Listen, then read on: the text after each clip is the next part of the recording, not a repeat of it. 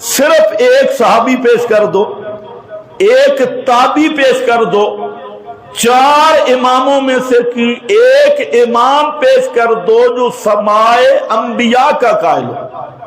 کس کا قائل ہو؟ سماع انبیاء کا، بسند صحیح ایک صحابی، بسند صحیح ایک تابعی، بسند صحیح 4 اماموں میں سے یا ان کے شاگردوں میں سے کوئی شاگرد پیش کر دو کہ جو سماع انبیاء عند القبور عادتاً مانتا ہو، جو تمہارا عقیدہ ہے، لیکن یہ قیامت آ جائے گی، گالیاں ہمیں دیں گے اور ہر قسم کے حربے کریں گے، انشاءاللہ قیامت تک ان میں ہمت نہیں کہ کوئی ایک بھی حوالہ اپنے سٹیج پہ بھی پڑھ کے سنا دے۔ اچھا، صحابہ سے بھی نہیں، تابعین سے بھی نہیں، 4 اماموں میں سے بھی نہیں، تو اجماع کب ہوئے؟ یہ اجماع کہاں سے آئے؟ اور یہ بھی یاد رکھو، اجماع ہوتا ہے مجتہدین امت کا، امت کے مجتہدین کا اتفاق۔ پھر اجماع کی بھی سند درکار ہے۔ اجماع کب ہوا؟ یہ علماء کتابوں میں یہ اس طرح فرادی ہیں کہ یہ کتابیں جو سمجھتے نہیں۔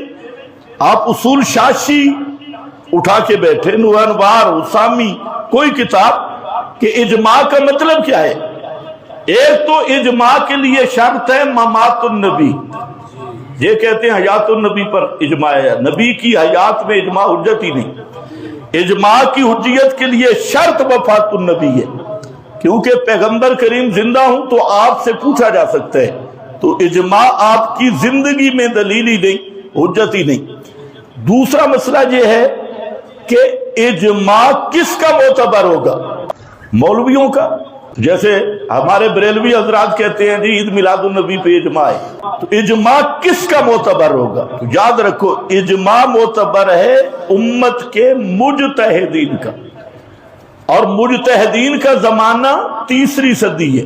اجتہاد کا دروازہ بند نہیں، یہ غلط فہمی ہے۔ اجتہاد کے دروازے تک پہنچنے والا اگر کوئی ہو تو بند نہیں ہے اجتہاد کا دروازہ، لیکن مجتہدین کا دور 3 صدی ہے۔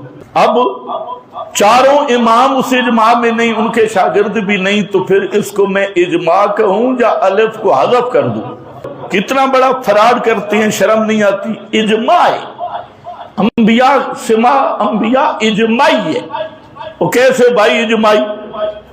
اجماع کے لیے سند درکار ہے کہ کس زمانے کے مجتہدین نے کہاں پر اجماع